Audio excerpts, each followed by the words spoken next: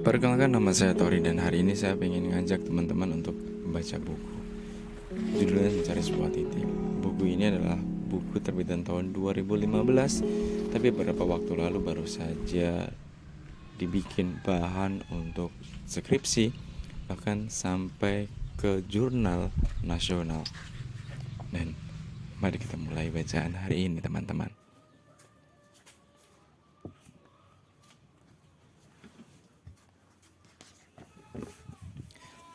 Di dalam buku ini ada 24 bab, atau penulisnya menyebut sebagai 24 titik.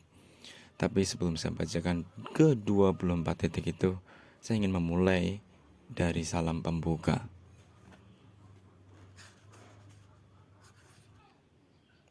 Ini adalah salam pembuka itu. Perkenalkan, saya Genta, pria tampan putus kuliah karena suatu hal yang tak pernah terduga sebelumnya. Saya bukan siapa-siapa. Saya hanya sebagian kecil dari warga negara Indonesia yang beruntung karena bisa kuliah. Meski hanya sampai semester 2. Sejauh ini, kuliah atau saya sering menyebutnya dengan profesi mahasiswa masih menjadi sebuah pilihan bijak untuk sebagian orang. Apalagi sekarang sudah makin banyak jalur untuk bisa masuk kuliah. Jangankan di perguruan tinggi swasta, universitas negeri pun sekarang juga banyak jalannya. Bagi saya, profesi yang paling menyelamatkan, setidaknya hingga tulisan ini ada, adalah menjadi seorang mahasiswa.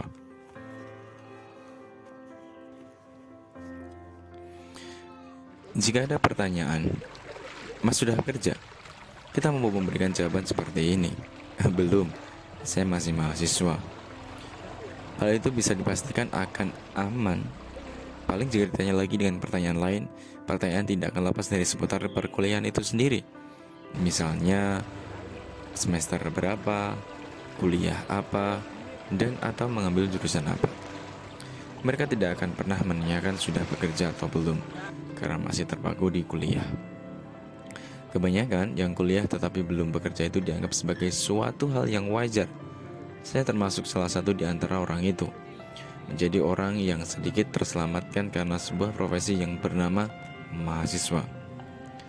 Sebetulnya kalau boleh bilang dan mau mengaku, saya lebih cocok disebut sebagai pengangguran berkedok mahasiswa.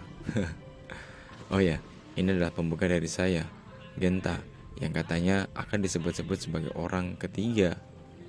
Salam kenal, Genta Nugraha.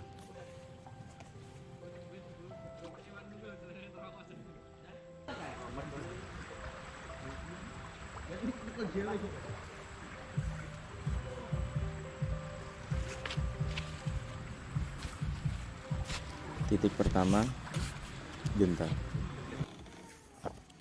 Sebuah nama, sebuah cerita, sebuah tweet, sejuta kisah.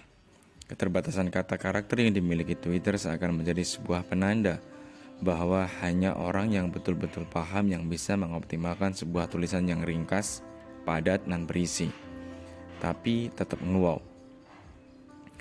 Berikut adalah sebuah cerita dari Genta.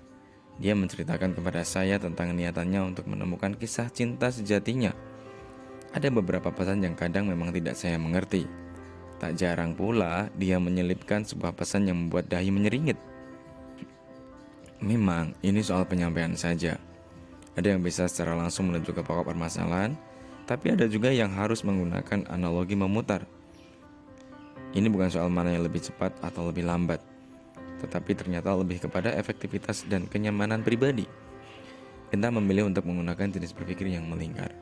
Meskipun ini sangat berisiko kepada sulitnya informasi itu diterima, karena ini bukan hal biasa. Kita bilang, kehidupan kan tidak ada yang pasti, semuanya random, menurut manusia. Kerandoman ini sulit kita mengerti. Jadi saya hanya ingin mencoba menelusur dari sebuah kerandoman itu menjadi sebuah jalan cerita random yang terstruktur. Apa bisa?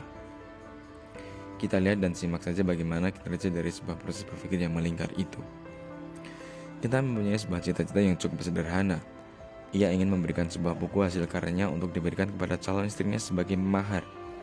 Hingga pada salah satu tulisannya ia menuliskan, "Tulisan ini akan membawaku kepadamu atau kamu yang akan menemuiku." Niatan itu ia bangun sejak lama.